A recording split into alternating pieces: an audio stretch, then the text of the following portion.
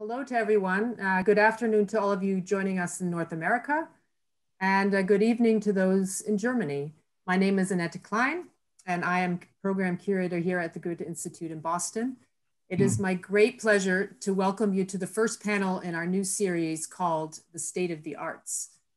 Last February, as COVID-19 took hold, arts organizations around the world were forced to close their doors to the public. A year later, most are still closed and struggling to find alternative ways to reach their audiences, and in many cases, just to stay afloat. Meanwhile, the calls for racial equity, inclusion, and a reckoning with the past have grown more urgent. These are turbulent times for all, and the series, The State of the Arts, is a chance to check in with arts organizations on both sides of the Atlantic, to see where they stand and feel the pulse of the present moment, to learn from each other and share visions for a post-pandemic time, and perhaps along the way discover silver lining hidden in all the bad news. We begin the series with two organizations who have built an extraordinary partnership over the past couple of years. As you may know, the Boston Symphony Orchestra and the Gewandhaus Orchestra of Leipzig have shared the same conductor, Andreas Nelson, since 2018. And turned what could have been an awkward situation into a beautiful alliance, building on a long history of connections. The 5-year alliance has included hosting each other for guest concerts, joint commissions and joint programming, educational endeavors, and even individual musician exchange. A definite highlight was the joint concert at Symphony Hall in November of 2019. At which the federal president of Germany, Franz-Walter Steinmeier, opened the concert with a heartwarming speech, which emphasized what these two orchestras have shown us to be true, that the strength of German-American relations rests on personal relationships and cultural exchange. We've invited the leaders of both of these renowned orchestras to join us today to share lessons learned. They're joined by Boston Globe chief music critic, Jeremy Eichler. Andreas Schulz is General Director of the Gewandhaus zu Leipzig, which encompasses not only the Gewandhaus Orchestra, but the Gewandhaus itself, one of the most prestigious concert halls in Europe. He is responsible for the artistic management of both organizations. In addition, he is Honorary Professor for Cultural Management at the University of Music in Bremen and has co-founded numerous initiatives and conferences that have helped to expand the field of arts management. Mark Volpe has been CEO and president of the Boston Symphony Orchestra for 23 years and is responsible for all activities of the Boston Symphony, Boston Pops Orchestra, and Tanglewood, including its real estate holdings in Boston and the Berkshires. Under his leadership, the Boston Symphony has secured its financial situation, initiated new community programs, expanded its outreach, founded its own label, BSO Classics, and expanded its summer home Tanglewood to include a new music center and the Tanglewood Learning Institute. Mark has been a force in the classical music world in the US for over 40 years, and as many of you may know, is retiring in June. And Jeremy Eichler, Boston Globe chief music critic, is an award-winning critic and cultural historian whose work has appeared in many publications. He holds a doctorate in European history, and his writing and scholarship has been recognized with many awards. He's currently finishing his first book on the memory of music. So welcome to all of you. Before I pass on to Jeremy, I just want to mention one point. The discussion should last around an hour, perhaps a bit longer, and we will finish with questions from the audience. So you are encouraged to type your questions into the Q&A box at the bottom of the page. We'll try to get to as many questions as we can. And you can check this chat function. We are hoping to put a few interesting links and information there during the discussion. So now I'd like to hand over to you, Jeremy, to start the conversation. Thank you. Well, thank you so much, Annette, and to the Goethe-Institut for hosting this conversation. I think it's really an important one. You know, in the States, we hear we see all kinds of headlines about, you know, the plight of the airline industry, the plight of meat packing plants, and all sorts of aspects of of businesses and sectors in the United States that are struggling, but we don't hear as much as we should about the arts sector. And so it's really appreciated and important conversation to be having at this moment, I think. Starting from the top with discussing the last year of the pandemic, you know, it strikes me that it's been said that classical music concerts are the last arena in which we can speculate and reflect together as a collective. And it does strike me that in a way, one thing that's very particular strength of classical music, its ability to bring people together, this pandemic has turned precisely into one of its biggest vulnerabilities, because of course, bringing people together is now much more difficult. This fact has brought all sorts of complications for both of your organizations. There have been millions of dollars of losses, millions of euros of losses. There have been many, many canceled concert plans, tours, entire summer festivals. I wanted to begin perhaps by asking each of you as leaders of your organizations, and maybe we can start with you, Andreas, what some of the lessons, the big lessons that have been learned coming out of this year, or sort of entering the 1 year mark at this point since the first lockdowns, and looking hopefully towards a kind of return to some semblance of normality within the next year. So what sorts of lessons have been learned and discussed within the Gewandhaus?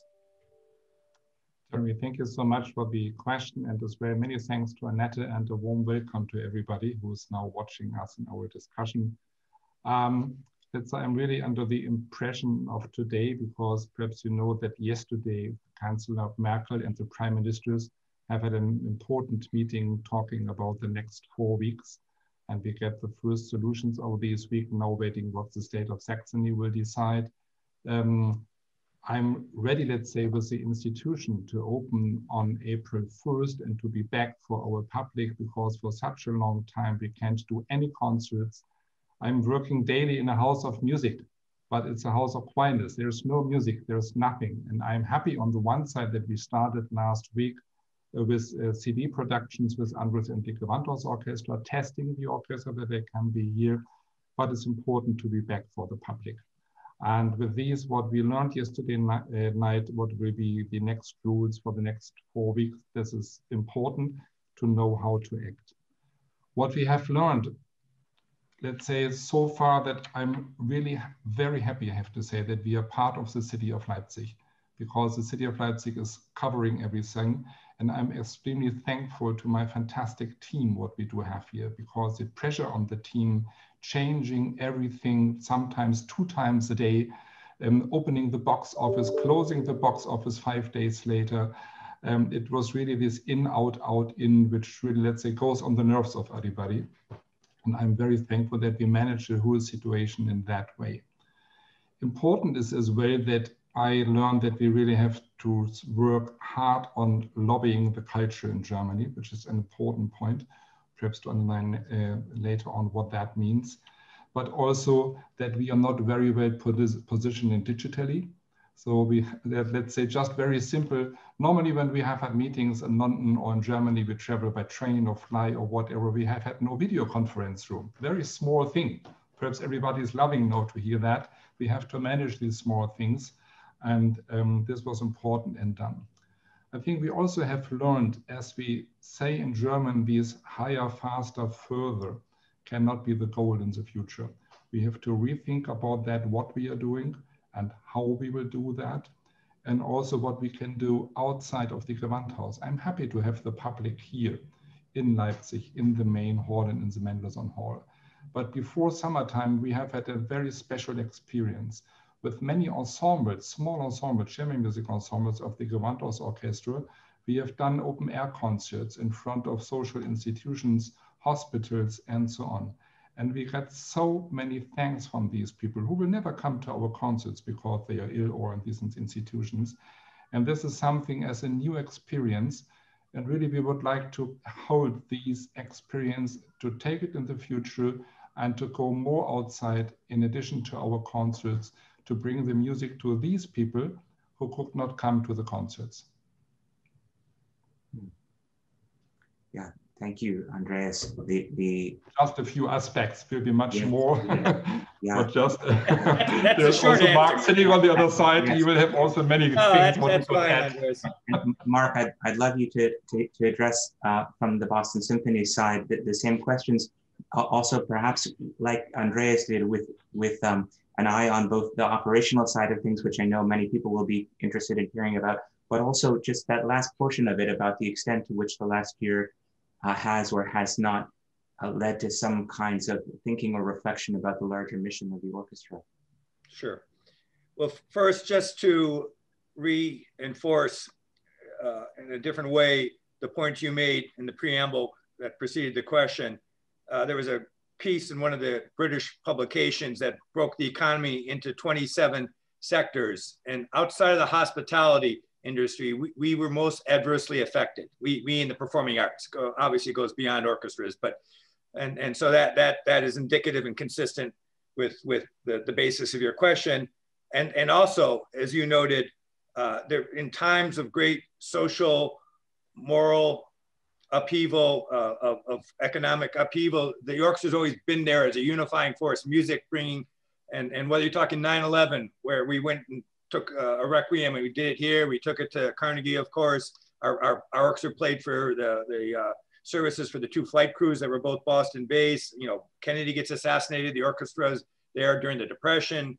And this is the first time, maybe since 1918, and none of us can really recall 1918, where we weren't able to do what we do best and provide solace, to bring people together in a collective experience. And obviously that precipitated a total rethinking of what we can be. And obviously Andreas touched on a few things in terms of community service and reaching out with smaller ensembles and playing for first responders. And of course, we in Gewandhaus and other orchestras took that on in I think a very, intelligent and thoughtful way. You know, I think you asked what are the lessons. You know, we've had to morph into a media company. Now, we had invested in a video studio, an audio studio. We had invested in staff, but I don't think anybody was omnipotent or omniscient. No one anticipated a pandemic. But we quickly, you know, first using archival material and then bringing players back on stage at Tanglewood or in Studio E at Tanglewood and starting to capture some Yo-Yo and all these other, starting with the BSO players, of course. And now, you know, like Andreas and Gewandhaus, we're able to put the orchestra on stage, obviously without audience, and disseminate this in a media platform. So I think, you know, we learned that we could be, you know, orchestras tend to be, you know, like ocean liners. You can only move a few degrees here, left or right. That was not an option. We had to obviously be resilient, be quick to make decisions. You know, normally we make our planning cycles. As Andreas and I have been working on projects that are out 2-3 years from now. You know, we're looking at 2-3 days sometimes, as Andreas said. I think the other thing we learned is how important culture is within the institution. I don't mean culture in the broad sense, but culture, you know, and inside, you know, baseball and inside our staff, our orchestra, because I'm, you know, I spent 7 years in Detroit and I worked for a few people that ran Chrysler. And I remember Lee Iacocca giving me a lecture about equality of sacrifice. And what did we do? You know, the staff had to make, you know, sacrifices financially. You know, we had to reduce the size of the staff. The players, likewise, in a very, very thoughtful, measured, balanced way, agreed, you know, a 3-year understanding with us as we work through the ramifications of a pandemic. And the board came up and we had our best fundraising year. Obviously, Andreas paid great tribute to the, you know, being part of the city of Leipzig is one of the institutions that defines Leipzig. You know, likewise here, but in a very different way. Our source of funding is from the private sector. And we raised $61 million last year, the most we've ever raised. And I think people really rallied to the cause. Now we lost $51 million in ticket sales, so it's premature to have any sense of victory. But I think, you know, we are better positioned than other American orchestras coming out of this pandemic as we imagine a future, and a future that has to reflect all the social justice matters that we in America and I'm certainly throughout the world, I don't want to speak for Germany, are grappling with in our histories, and how that informs us for the future, and how we're not isolated from this external environment, which is ever a dynamic place. So how do we grapple with that? And I think if you have the right culture, you have some real opportunities and real possibilities to rethink certain aspects of our mission that I think might warrant a revisiting. But Jeremy, just to add, if these questions or figures what Mark brought up is just to compare, as we know, I think the annual budget, Mark, of the orchestra and the BSO organization is nearly 100 million US dollars. It was, 107 million that was scheduled this year. Let's say 110. So the annual budget of the Gewandhaus and Gewandhaus Orchestra is nearly 45 million euro. And the loss of the last months and beginning of this year is around about 2.5 million euro. This will be in a way, hopefully covered by the city of Leipzig. I hope that all our sponsors will stay with us. We have just very little donations, a completely different system, the fundraising system here in Germany as in America. But I hope that we will have a huge pressure on all the departments in the Gewandhaus about the loss and about the financial situation, especially in 21 and 22. But I'm happy in this way that we are part of the city, that they will help us and will support us in these special situations and circumstances. Yeah, that's great. I wanted to ask a little bit more about that, and it seems like there's two aspects to this that can easily be conflated. One is in a typical year, the orchestras themselves are funded very differently, right? That a large portion of the Gewandhaus's budget is provided by the city, whereas that's obviously not the case with the Boston Symphony. But then there are the also very significant differences in how the pandemic has been responded to, and how the arts sector the needs of the arts sector have been addressed, or less so, but by either state or local or national governments.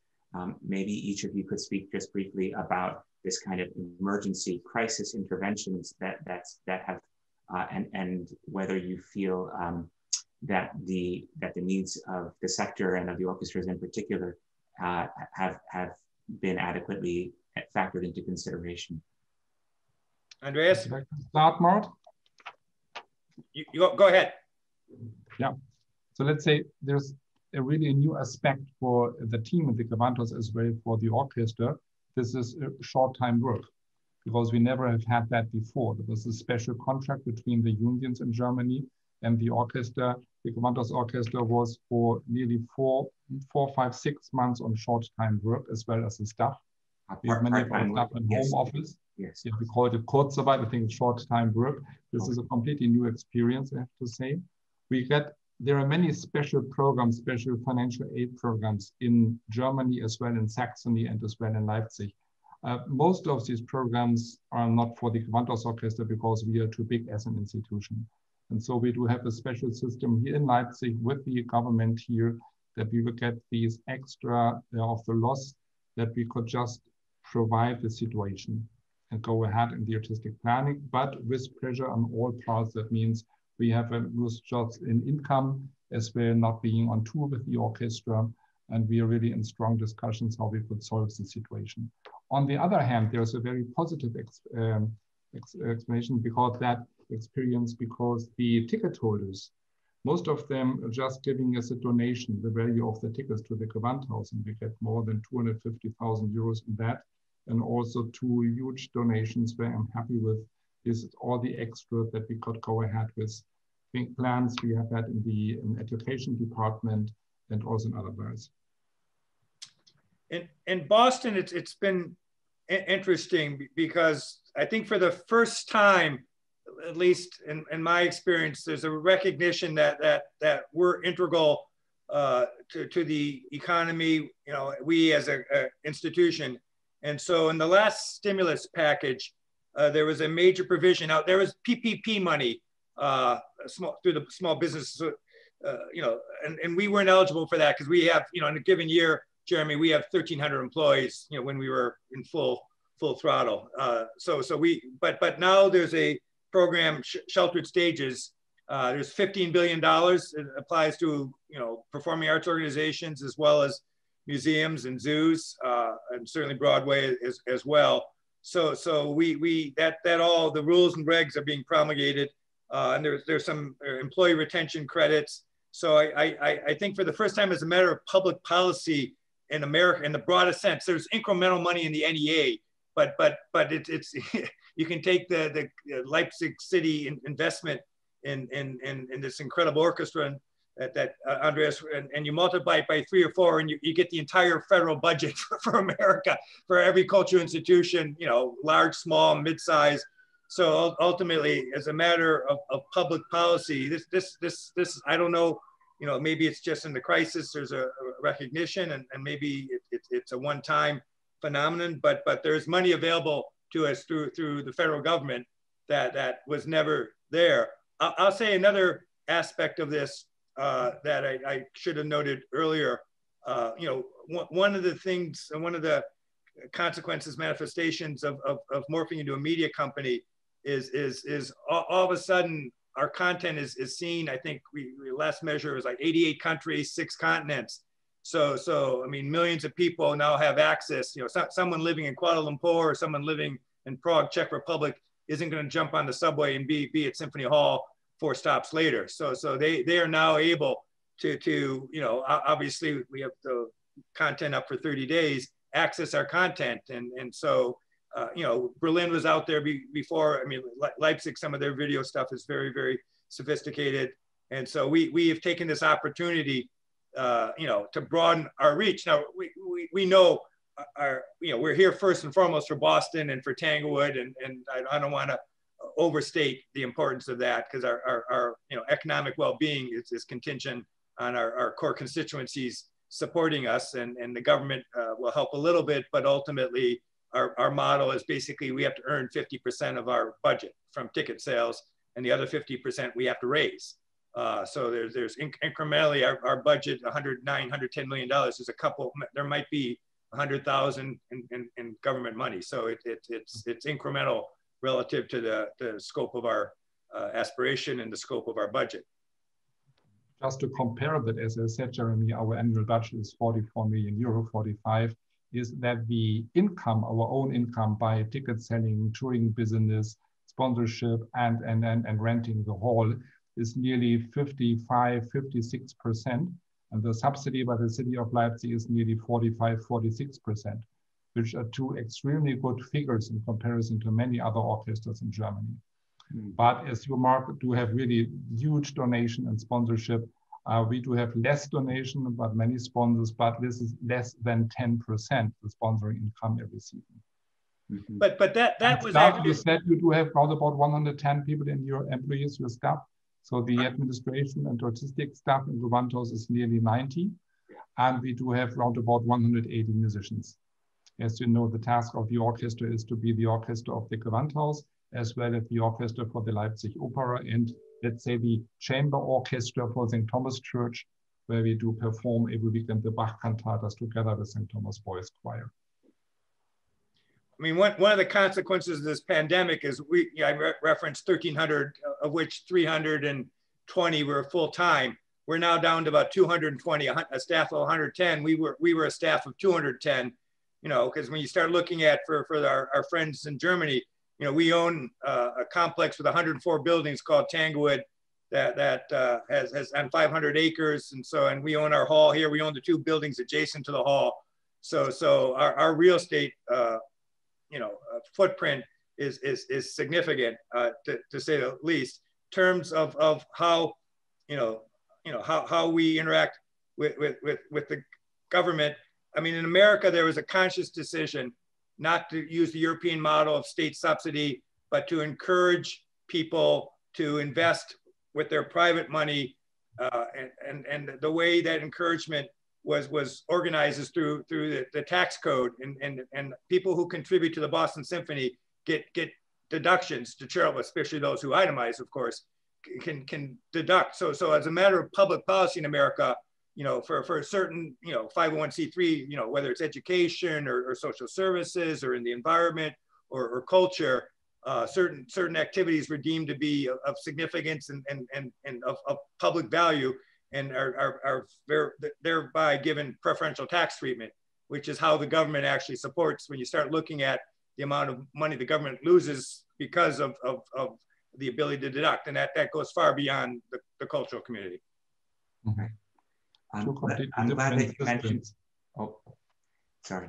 I'm glad that you mentioned, Mark, this notion that there of a kind of silver lining to the last year, that thanks to all of the new online content that the orchestra is reaching a vastly wider audience. It makes me wonder for each of you, which of the innovations from this past year that the orchestras have been forced to come up with and deliver very quickly. What aspects can you see staying after the return to more or less normal live concert going? Will we still be seeing in a sense a digital second stage for each orchestra, where there will be a whole kind of parallel virtual season in a way that will continue to be accessible? Or do you see a kind of scaling back of the media operations once live concerts return? I think, yeah, we're absolutely committed to the hybrid, if you will, of once we're able to have in person to continue. We build an audience for it. We're talking tens of millions of views and impressions since the advent of the pandemic. And so we are absolutely committed. Obviously it has to be scaled appropriately, and we want to do it in a way that doesn't discourage in person, because I think Andreas would agree with this. Our most incredible impact is being, with a community of music listeners in the hall, directly connected to the orchestra. I don't think you can frankly replicate that in a virtual context. But I think absolutely, now there are rights issues with players, with artists, with publishers, with there's certain considerations that have to be balanced. But I absolutely see a future of what I'm calling a hybrid. That's obviously not the way it would be positioned. Andreas? Absolutely. Streaming, let's say, is an ideal marketing tool, and you can use it for so many things, but let's say the live concert is the live concert. So streaming can be always, let's say, an important addition to these live concerts. But we are not on that way as Mark is, so we really have to invest within the next months in remote camera systems and a paywall on our website and other things, because we were not, let's say, well prepared for that, because we have done in the past so many CD and especially DVD recordings that there was not the necessity and not the money. Now we are in negotiations with the city, getting extra money to do these investments within the next months. But what you said at the beginning, Jeremy, so what aspects we could bring up in the future, so in a way what we have learned. I think there is one really special experience we have done before summertime at 4 weeks Chamber Music Festival. At that time, just 80 people in the Mendelssohn Hall instead of 500. And we have done always 1 hour concerts, very focused, very concentrated. And that was a huge success. And for sure, this we will take on the future to have in our chamber music sector, just 1 or 2 concerts every Sunday, just 1 hour. As well for the organ concerts, sometimes for the choir concerts, to be more focused, to be more concentrated, and then to offer perhaps different things to the public. As well, what I said, to sending smaller ensembles, let's say out in the city, to these special places, hospital and others will be one part what we will do. As I said, expansion in the digital infrastructure, this is really more than a must. We have to rethink about how to travel, how often to travel, that means on tour, and to be more focused in residence projects than, let's say, in normal touring.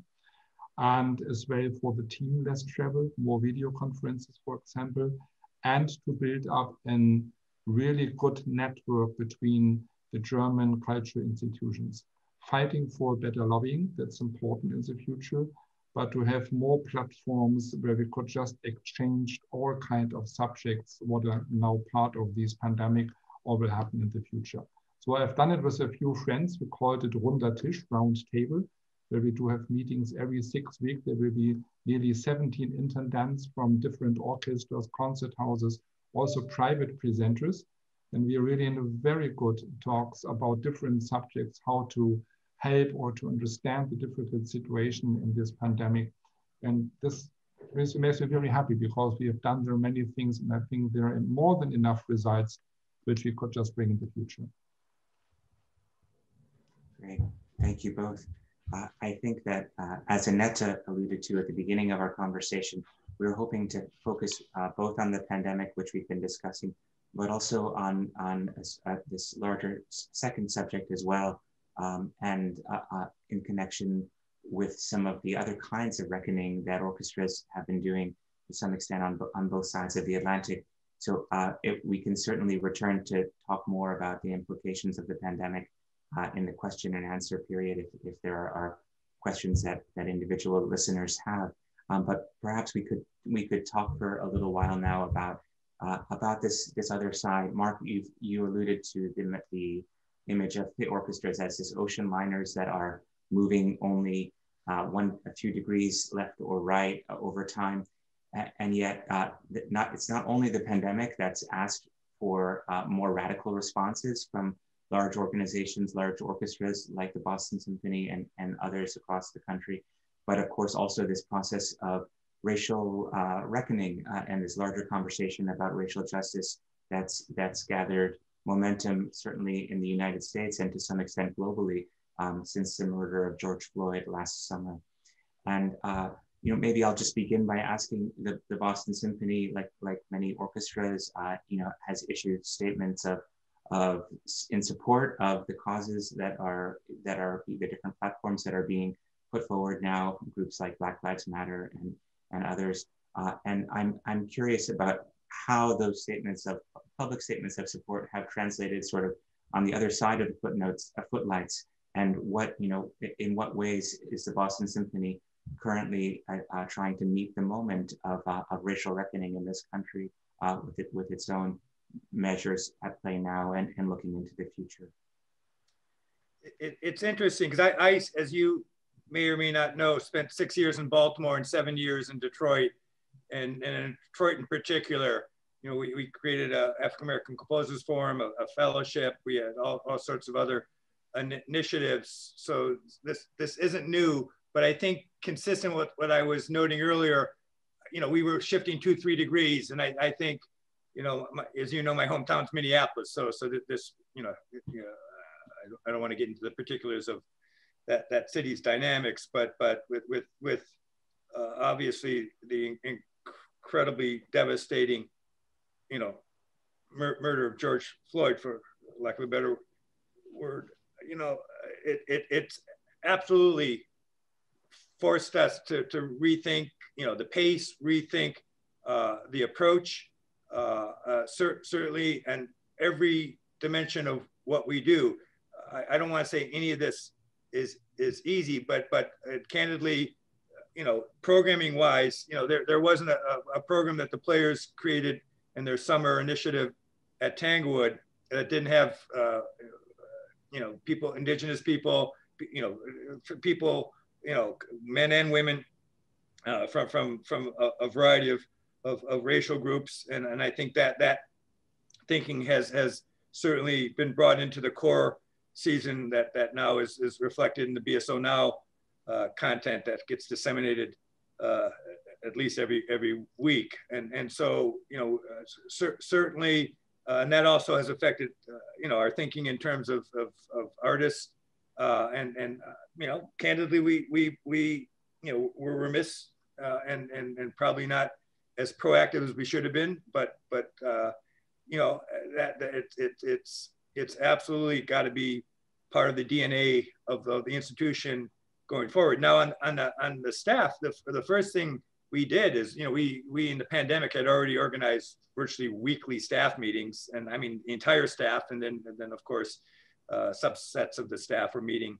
And this is a standing item, EDI work, and there's a committee on the staff that has been working it and meeting with me on a regular basis, and with quite a bit of training and quite a bit of assigned reading and so obviously in how we go about our hiring within the staff at the board level, which I don't control. I have jurisdiction over the staff and orchestra, I know the board's taking it very, very seriously. There's a group working on it. I think it'll end up ultimately, could conceivably even be a standing committee that addresses this.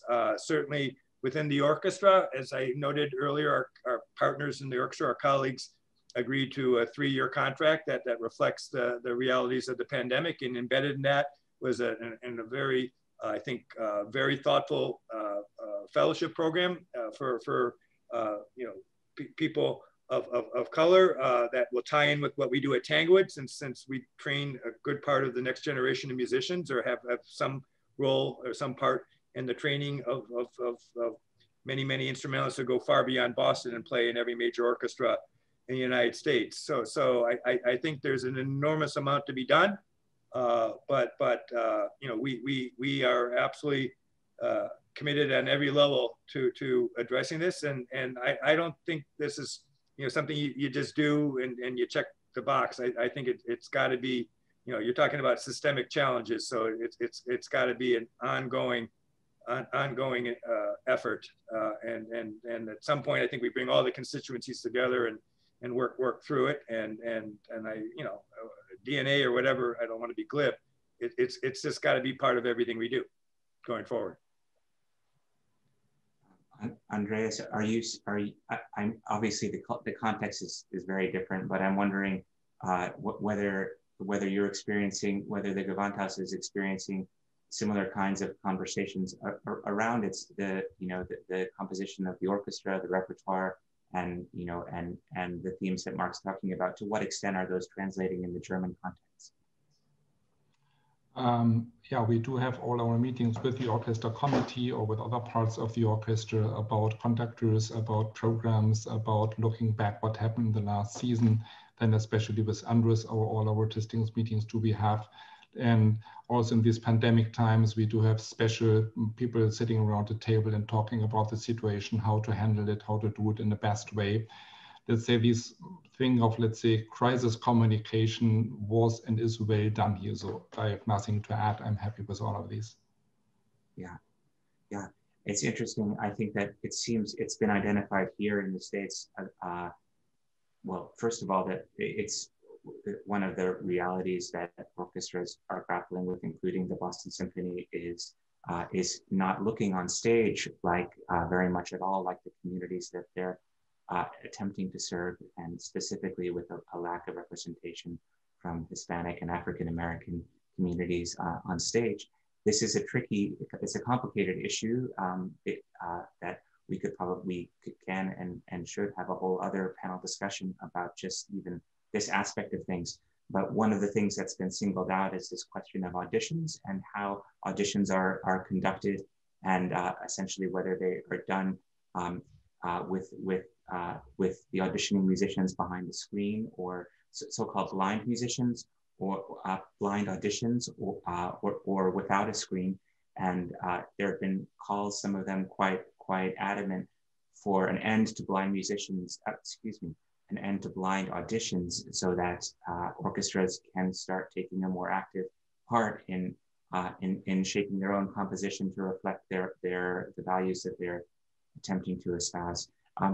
Mark, where do you stand currently on this question of blind auditions, and what, if anything, is the Boston Symphony hoping to do differently in that regard? Well, certainly, I think we should step back and say, why were screens, which is obviously what we're talking about, the player auditioning is behind a screen, the identity is unknown, the gender is unknown, to the committee of players and possible conductors that are evaluating the various candidates. The Boston Symphony, as you know, historically was the first orchestra to introduce screens, and we did it in a period where there were virtually no women in the orchestra. So the gender issue, again, it's premature to declare victory on any social front, but I think if you go see the Boston Symphony, there are many more women than there were before there were screens. And again, to address a little bit if there was any bias against Asian musicians, there's a good part of our orchestra that is first, second generation, some absolute immigrants coming in from various countries in Asia. It's interesting to note that when the article that you referenced that Tony Tomasini wrote in the New York Times came out, I have many friends, being a musician myself, that play in orchestras. The ones that actually had the most intense negative reaction to that were African-American musicians who had won auditions. They felt that their incredible accomplishment could be devalued, and it was because they see me as someone who might have even less so now that I'm retiring, but have some influence over the matter. So I don't think it's a simple issue. The other thing I would note, and your listeners might not know this, why would they? The way there are probably 30 pages in our collective bargaining agreement that govern how people get hired. The players actively participate. In fact, the conductor and I'm not even involved to the very, very end. When they've gone from 500 to 40 to 10 to 5 to 2 or whatever, however the process works through the various rounds of an audition. So it's a mandatory subject of bargaining. So I think absolutely we have to, beyond the fellowship programs that we and other orchestras have created that are basically training programs, have to reconsider, what we can do differently in how we hire people. But that is not one where an employer in America can unilaterally dictate, because it's a heavily unionized field. The players are represented by a union, and so it takes dialogue. And I think it takes a lot of information sharing and conveyance, and I think a lot of study. If there's not a blind audition, what substitutes? What's the replacement? I mean, I see the challenge on blind auditions. What I haven't seen is anybody, here's what you should do. And maybe that'll come, Jeremy. I'm not suggesting there aren't alternatives. There certainly are. But I think, and whether I personally participate, but I certainly understand the advantages of blind auditions, but also the disadvantages, because they're significant. And it's a job description. I mean, part of what's going to happen is the job description, when my dad won audition in 50 or 52 or whenever he did, 55 in Minneapolis, the job was rehearsals, concerts. Now what we expect of our players in terms of community engagement, of chamber music and education and advocacy is different. So I think the whole way we hire people should be, rethought. Sorry, Andreas. Just to go ahead, what in Leipzig takes place. So we never have had an experience with screens or blind auditions. All our auditions are open. We never have problems with young musicians on stage. And let's say just from our side, only the quality counts at the end, and the origin or the skin color does not matter.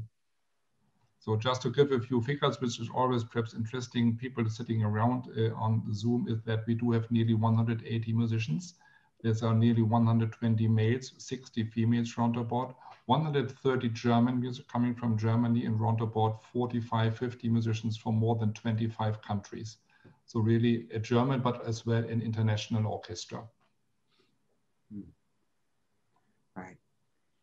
And I'm now since 22 years in Leipzig, I never have had a discussion with one member of the orchestra or with a group of an orchestra that there's a problem that this, let's say, if the wrong musician with a wrong background or whatever.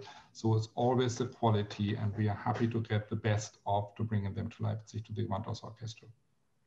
Right.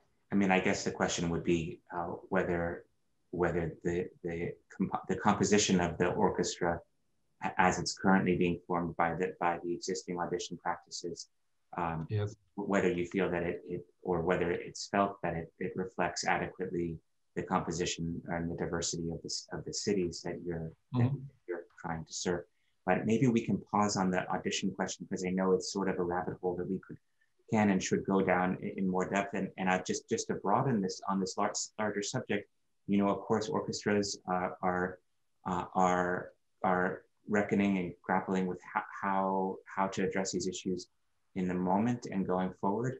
But I think that for this to really be a fully, for this to be a kind of lasting change that's equal to the need and the urgency of the moment. It's also going to require orchestras to be looking back at their own histories and really a kind of soul searching, if you will, about what's happened within the orchestra's histories and how the extent to which they've participated in different legacies of exclusion over time.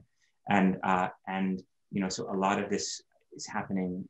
A lot of these answers, it seems, lie in archives. That first there has to be a willingness to have them kind of transparently open, and then a willingness on the institution side to actually probe these questions and see what's found. And so I'd like to ask each of you, in different ways, where you each stand regarding this question of kind of historical reckoning. For the BSO, clearly it would be around questions of race and legacies of exclusion in the BSO's own history. And in the Gewandhaus, of course, the history is very different.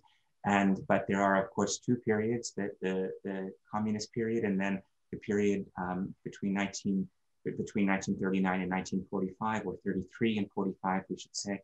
And what happened during this period, where orchestras across Europe are taking different positions in terms of how vigorously they look into their past.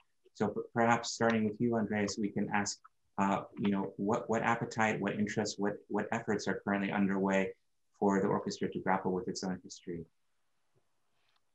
That's just because this is really a complex question, but a very good question, because and always in a way also a tricky question. Just to give a short overview on that, because we have two dictatorships at that time, not only the NS time, but as well the GDR time. So just to give a short overview means, as you know, the Nazis came to power with Hitler's appointment as Reichskanzler in January 1993. 6 years later, World War II began with the attack on Poland, and on May 1945, Germany surrendered and the war was over. Just 4 years later, we become the Soviet occupation when the GDR was founded. At that time, it was impossible to talk about the Nazi area or to do a special searchment, whatever. So when Germany was reunified in autumn 1998, just from 1991 on, the leader of our archive, Claudius Böhm, started immediately to just publish different details of these two periods in the Gewandhaus magazine, as well in our first chronic, which was published in 1993. Where you could just read about that the Gewandhaus Orchestra has played and performed the so-called Reichsparteitage of the NSDAP. Just talking about Hermann Abendroth, who was member of the NSDAP, about the Jewish concertmaster, just as an example, Leo Schwarz. Just to give these examples, Leo Schwarz came in 1925 to the orchestra and was arrested and deported in 1938 to Buchenwald. And in 1220, that was the 50th anniversary of Leo Schwarz's death. He died in New York in 1962. We named the foyer in front of the Mendelssohn Hall as Leo Schwarz foyer, which shows also this aspect that we are in a way carrying our history and standing to our history, that we have two really problematic times. The history of the GHO in Nazi time and the GDR time, then let's say was mainly printed in the new chronic of the Gewandhaus Orchestra 2018-2019. There are huge chapters, but they were not, let's say, special books that gives an overview about these two times. It's just in different places published, but it is more than an open archive, and we are happy if people will come in just writing about the GDR time, because there are many aspects to discover, and I think it's important to do that, not to do it later. And so for example, Berlin Phil or Vienna Phil, as we know, they have their printed book, but this comes out much later, 2007 or later. So I think especially the new German countries in Eastern Germany, we are one of the first orchestras to just be proactive talking about these two critical times. Thank you. Mark. Sure. It's interesting. Earlier this morning, we had the Equity, Diversity, Inclusion group meet with the senior team, and one of the, frankly, goals was for them to have us be acquiescent to the notion that we should create a study group to really look at the history of the orchestra, and certainly, we are not, isolated from the rest of society. We've been part of society for 140 years, and for better or for worse, and obviously, in terms of inclusion, race has been a significant challenge for the entire history of the orchestra. Recognized at one point gender was as well. I mean, the old Boston Symphony, if you look at all the old pictures, when we shared a music record, Nikish's orchestra in Boston had no women, whatever. So, but right now, obviously, the focus is certainly beyond just the gender matter. Our archives are basically open. I mean, one of the challenges is getting it digitized so that it can be readily accessible. And that when you start talking about 140 years, and Gewandhaus even more years than that, that's a significant investment. And we've spent hundreds of thousands of dollars securing, so I think one of the steps, just as logistical, is if we're going to be having, and we get, frequent scholars, that are asking, and now what's very germane is inclusion and all that. And part of our, the programs, as Jeremy, are digitized, but a lot of the stuff isn't, and boxes and boxes, and there's still inventory going on. So I think we have a relatively sophisticated archives function, compared to the rest of the orchestra field. Maybe we in New York Philharmonic have the two best archives, but they've been able to get a grant to digitize everything. And so we need to do that.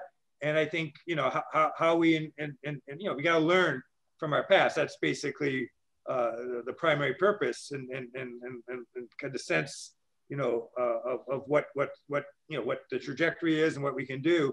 I think, for the most part, I'm very committed to as open as possible. There are, when you start talking about individual personnel records, there are some privacy laws. I mean, we can't violate law. So but some of these are limited to 25 years and 50 years. So some of the personnel issues and that obviously relate to, possible inclusion, we got to be compliant with law. But I think that as time passes, I think that's less of an issue. But I think absolutely, we got to, go back and understand where we came from, so that we can avoid some of the, well, it's easy for me to say, decision 30 years ago was bad, but you got to put it in the context of what was happening then, and that's a little more challenging. That being said, going forward, we can only shape the future, but obviously to do that, we should know our past. That's so important what you said, Mark, to digitalize the archive. And this is one also of our main projects in the future. But we have to find extra money for that, extra special financial support, which is not easy. It seems to me like it's perhaps in both these cases, it will require to some extent a shift in internal culture. If I may offer an observation, it's that across the orchestral world, oftentimes when ensembles tell their own histories, it often feels in a way like kind of in a way an extension of the marketing arm of the organization, and it's kind of listed as a succession of music directors and different prestigious accomplishments, which are of course part of the story. But I guess part of what I'm asking with that question is whether you feel that the orchestras need to change how they tell their own story to reflect their place in these larger themes and issues. Well, I have to say, Jeremy, and I say this and people occasionally shudder. I mean, we've sort of been in the myth-making business, larger than life, all these historic figures, and very reluctant to share any blemishes or share any transgressions. And I think what you're suggesting is that we rethink that. And I think I agree with you. Right.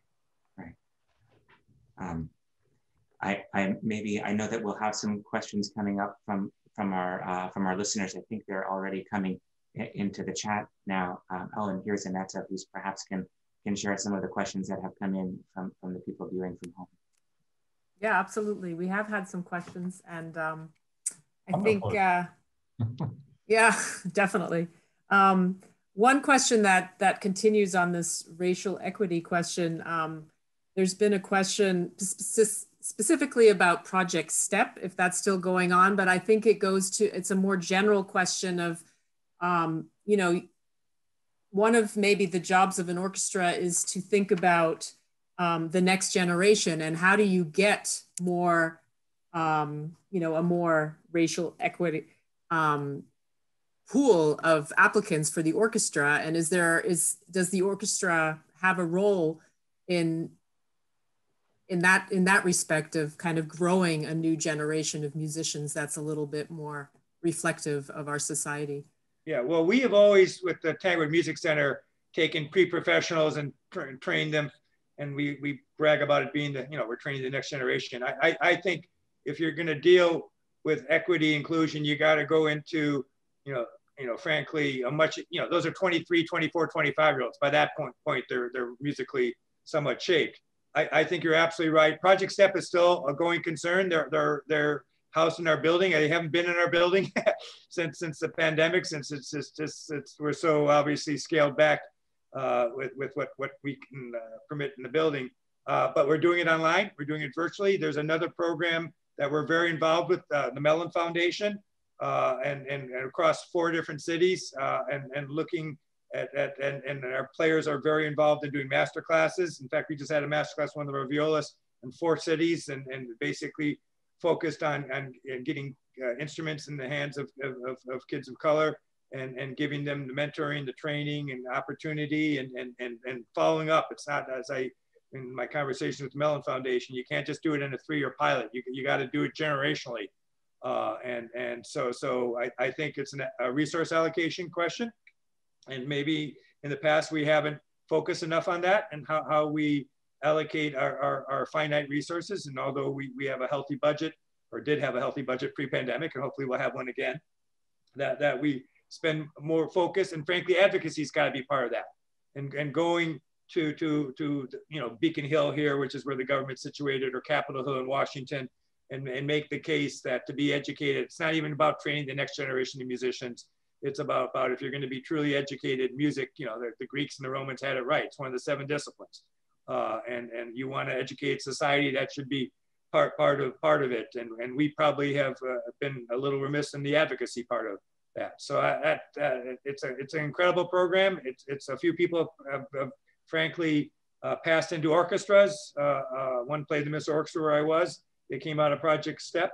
But I think the greater success story is the number of kids that went there that are now doctors, lawyers, professors, writers, so it's that Project STEP has trained some incredible human beings, and a handful or more or 2, go into the professional music world, but many of them go on and have very successful lives, and hopefully enjoy music as an avocational pursuit. Tanglewood in Boston is having our Mendelssohn Orchestra Academy in Leipzig. There's more than 20 students from all over the world. And we are doing, let's say, a lot in a huge range of projects in the education department. So not only inviting young people, older generations to the concerts, to activities in the Gewandhaus, but as well be part in the city, especially, let's say, in socially difficult parts of the city, where we do special projects for more than 1 year. There's completely different people coming from foreign children with immigration background, and so all, let's say, these questions will be included by these huge main words, diversity and inclusion, is part of what we are doing. And I just maybe will quickly note that, of course, at the Boston Symphony, we're sort of on an eve of the changing of the guard, if you will. Gail Samuel has been named as the next president and CEO of the Boston Symphony, and Gail comes from the Los Angeles Philharmonic, where interestingly they've taken a really ambitious and in a way kind of industry leading approach towards some of these questions with the Youth Orchestra of Los Angeles, or YOLA, and I guess I just wondered before we leave this topic, Mark, whether you feel, especially with a new leader coming who's steeped in that model, whether you feel that institutionally at the Boston Symphony, there's kind of the appetite or the interest in the kind of engagement on a level that would be, you know, of a comparable rigor and ambition.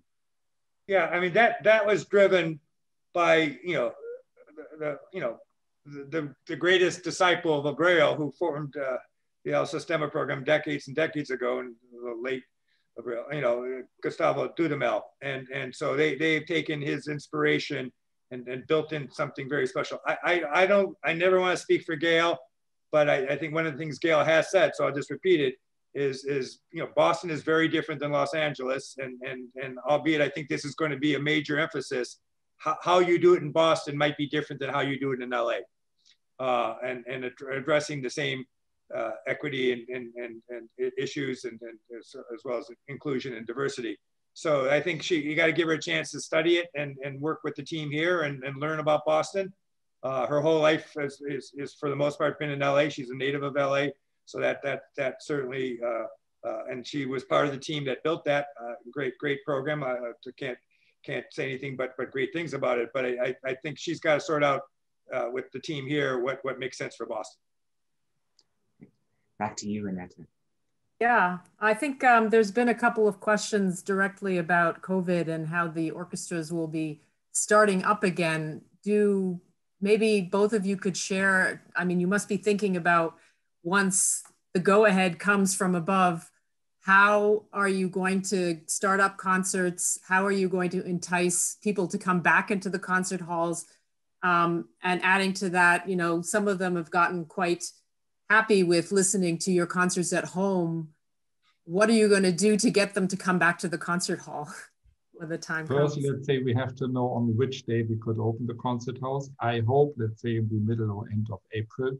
But this I will find out hopefully the next days when we know the decision by Saxony and by the city of Leipzig. But for sure, this is really a question, because since the last 4, 5, 6 months, the people were not in the concert. The audience was not here.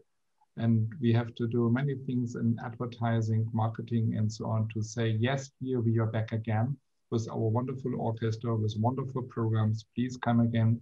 We have to take care and we have to be on the safe side with all our strategy, what we do have behind. We will get the so-called hygiene concept from the health department. We will have the distance rules for the public. Can be that we have to build up a test strategy for the next month. This we have to find out and see how we could organize it. So just for the safety, we have to do many things around that the people feel safe, that they could come with pleasure and just listen to the music again. But on the other side, we will not have a sold out concert house as we know from the past, I think up to the end of this year, because the social distancing will be, I think, up to December this year. But don't talk about that. It's more to think in a positive way, to open the house, to bring back the orchestra. And if they're just sitting only 300 people in the hall, we will play the concert with happiness too. In Boston, I probably spent the last 3, 4, or 5 months going through a variety of scenarios.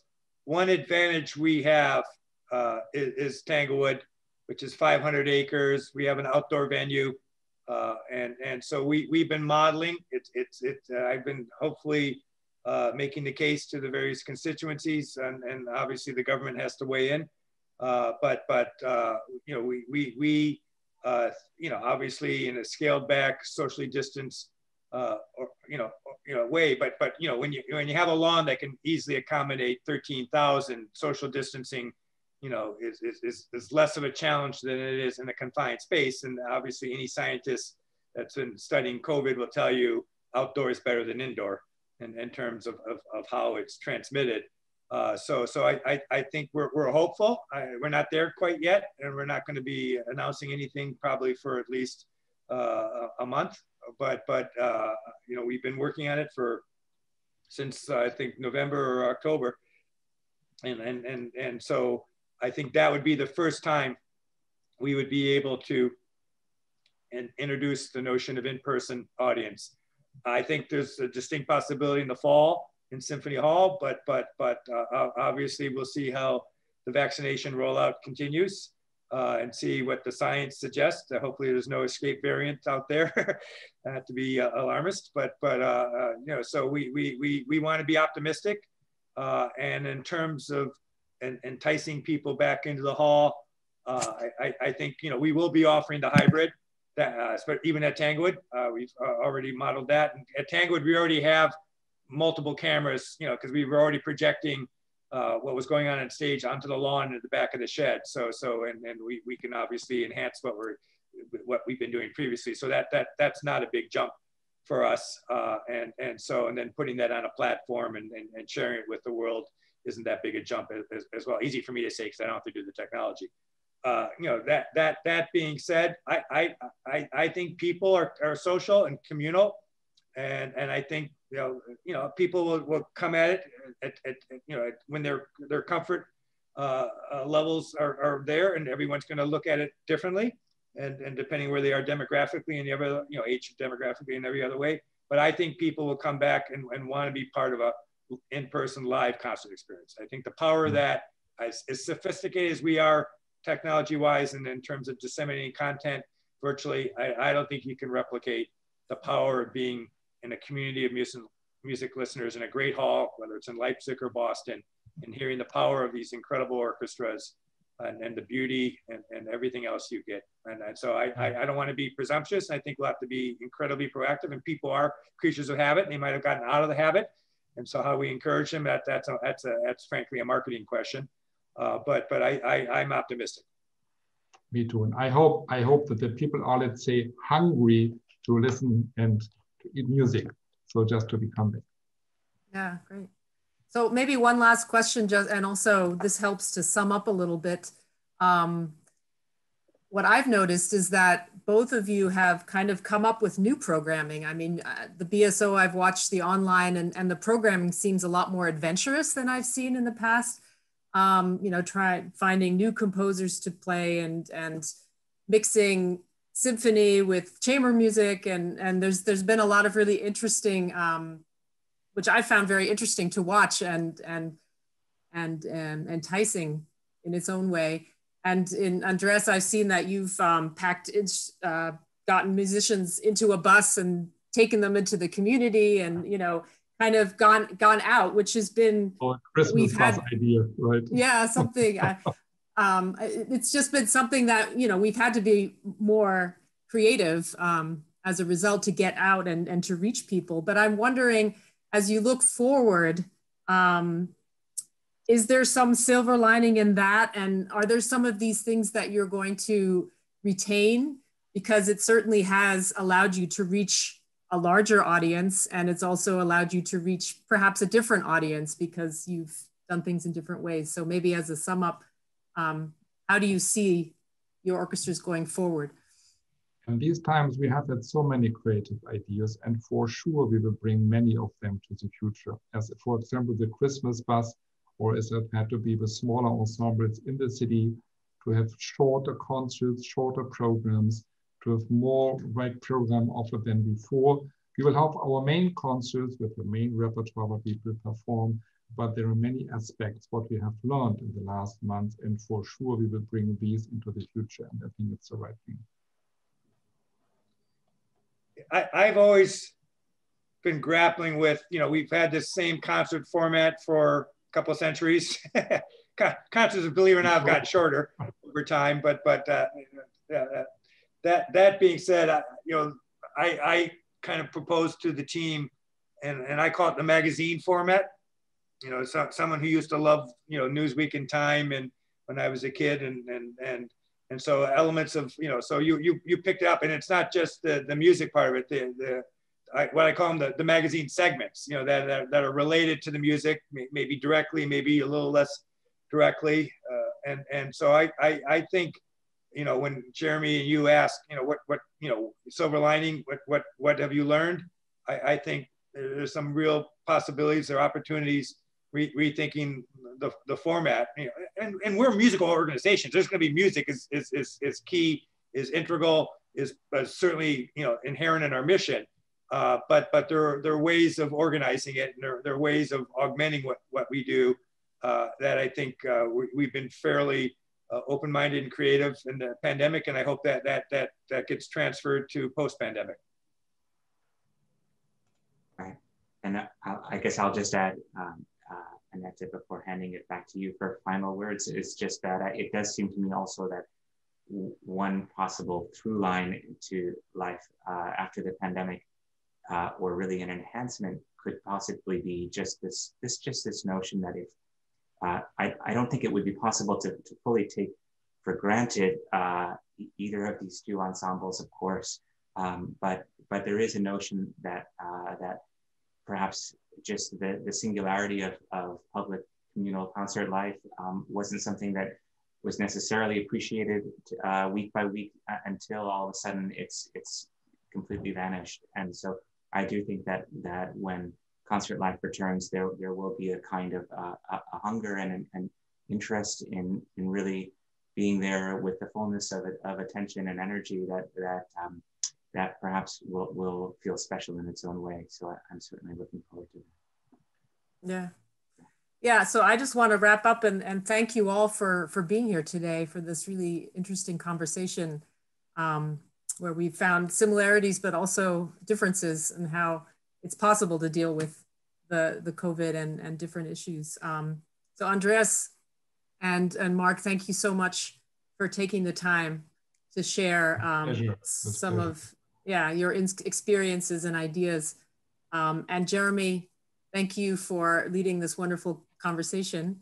And thank you to the audience for joining us today from both sides of the Atlantic. And please keep a lookout for more conversations in this series where we'll be looking at the state of the arts. So thanks very much, and have a great rest of the day, or have a great evening to all of you.